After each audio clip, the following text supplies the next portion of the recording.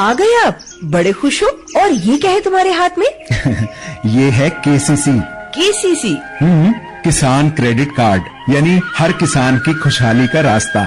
अच्छा, वो कैसे? वो ऐसे कि किसान क्रेडिट कार्ड से हम बीज बोने से लेकर फसल कटाई के बाद के खर्च, उत्पादन विपणन, अपने परिवार की उपभोग आवश्यकताओं को पूरा करने, कृषि संपत्तियों व कृषि से संबंधित गतिविधियों के रखरखाव के लिए सस्ता ऋण ले सकते हैं। केसीसी से खेती के अलावा पशुपालन, मछली पालन और डेयरी जैसे कामों के लिए भी ऋण मिलता है क्या? हाँ, बिल्कुल।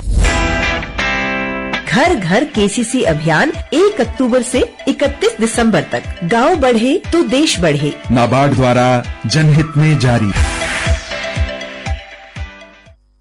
नमस्कार, ये आकाशवाणी चंडीगढ़ है। अब आप रतिका से प्रादेशिक समाचार सुनिए। पहले इस बुलेटिन के मुख्य समाचार।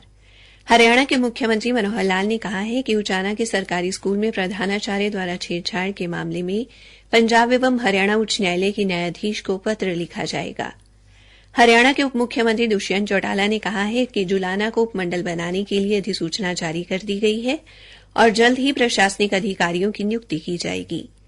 हरियाणा के कृषि मंत्री जयप्रकाश दलाल ने कहा कि करनाल जिले के यमुना के साथ लगते क्षेत्र को बाढ़ से बचाने के लिए 33 करोड़ 70 लाख रुपए की परियोजनाएं स्वीकृत की गई हैं और हरियाणा में विकसित भारत संकल्प यात्रा के दौरान अब तक 63,355 लोगों को आयुष्मान कार्ड जारी किए गए। अब समाचार विस्तार से।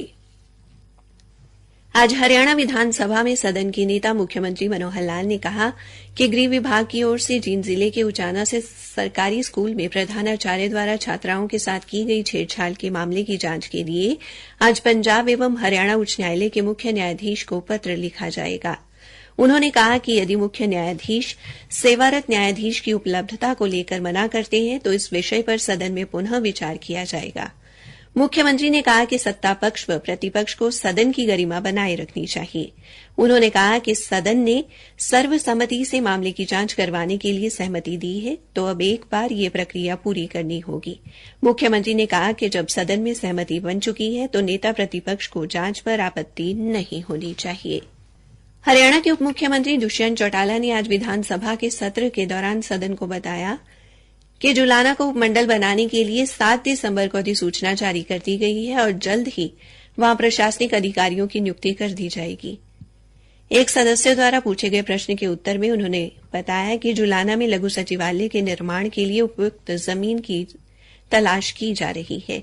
उन्होंने कहा कि अगर विधायक अपने जिले के उपायुक्त से मिलकर जमीन की उपलब्धता का प्रस्ताव भिजवा देते हैं तो जल्द ही सभी औपचारिकताएं पूरी कर दी जाएंगी।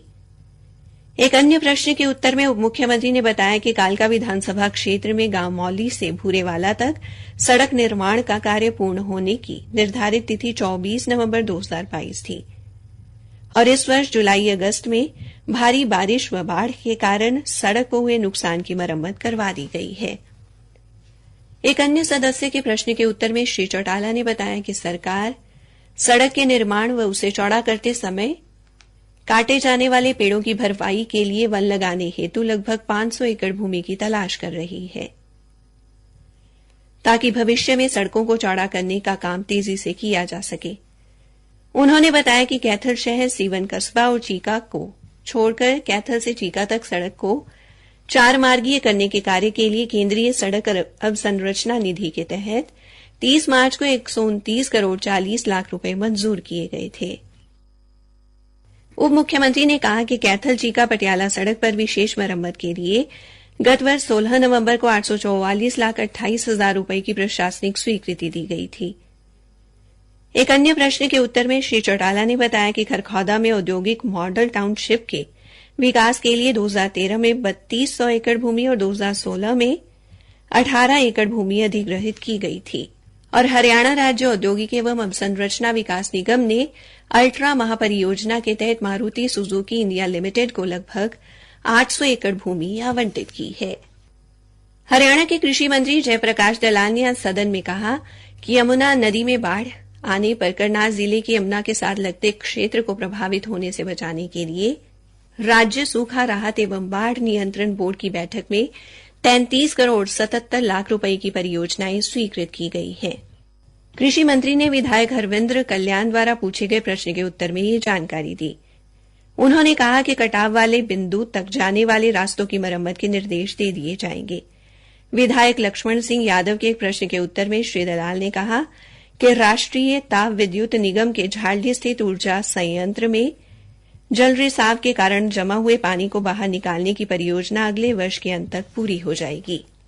उन्होंने कहा कि परियोजना के तहत गांव झारवी और ढलानवास की ग्राम पंचायतों की मांग पर गांव गौरिया के एकत्रित पानी को झावरी और ढलानवास गांव की पंचायत भूमि में संग्रहित करके पुनः उपयोग करने का निर्णय लिया गया है। झावरी में 4 एकड़ और ढलानवास में 6.5 एकड़ में जलाशय का निर्माण किया जाएगा। विधायक डॉक्टर अभय सिंह यादव के प्रश्न के उत्तर में कृषि मंत्री ने कहा कि प्रधानमंत्री फसल बीमा योजना के तहत किसानों को कुल 7,967 करोड़ 40 लाख रुपए का मुआवजा दिया गया है और रबी सीजन 2022-23 में सरसों की फसल के लिए मिले दावों के बदले महेंद्रगढ़ के किसानों को 6 करोड़ 75 लाख रुपए की राशि जारी कर दी गई है। प्रादेशिक समाचार आकाशवाणी चंडीगढ़ से प्रसारित किए जा रहे हैं। हरियाणा में विकसित भारत संकल्प यात्रा ने अब तक 2075 स्थानों पर लोगों को सरकार की कल्याणकारी योजनाओं के बारे में जागरूक किया है और मौके पर ही परियोजनाओं का लाभ देना सुनिश्चित किया है। इस दौरान लाखों की संख्या में लोगों ने यात्रा में भागीदारी कर वर्ष 2047 तक भारत को विकसित राष्ट्र बनाने में योगदान की शपथ ली। एक सरकारी प्रवक्ता ने बताया कि अब तक यात्रा के दौरान लगाए गए स्वास्थ्य शिविरों में 2,60,000 से अधिक लोगों ने स्वास्थ्य की जांच करवाई और 1,70,000 से अधिक लोगों की तपेदिक की जांच की गई। इस दौरान प्रधानमंत्री उज्ज्वला योजना के तहत 9,181 लोगों का पंजीकरण किया गया और 63,355 लोगों को आयुष्मान भारत कार्ड जारी किए गए। प्रदेश में विकसित भारत संकल्प यात्रा के दौरान अब तक 4,476 लोगों ने आधार कार्ड शिविर में पहुंचकर आधार कार्ड संबंधी समस्याओं का निवारण करवाया और 1,722 लोगों ने प्राकृतिक खेती के बारे में जानकारी ली। सरकारी प्रवक्ता ने बताया कि इस दौरान 10,553 महिलाओं, 18,773 विद्यार्थियों, 2,990 स्थानीय खिलाड़ियों व 2,751 स्थानीय कलाकारों को सम्मानित किया गया। मुख्यमंत्री मनोहर लाल ने सभी लोगों को इस अभियान से जुड़ने का आह्वान करते हुए कहा कि अगर लोग इससे जुड़ेंगे तो भविष्य में निश्चित ही भारत सर्वश्रेष्ठ राष्ट्र के रूप में स्थापित हो सकेगा।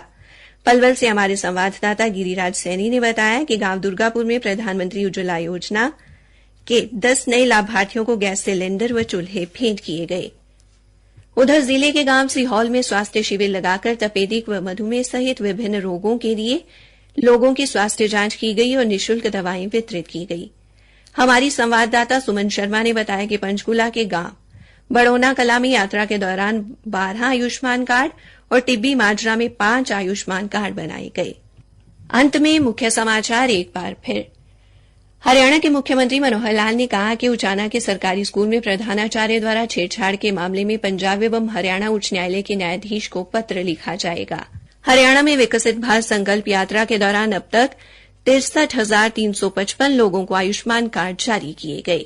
इसी के साथ ये समाचार बुलेटिन समाप्त हुआ।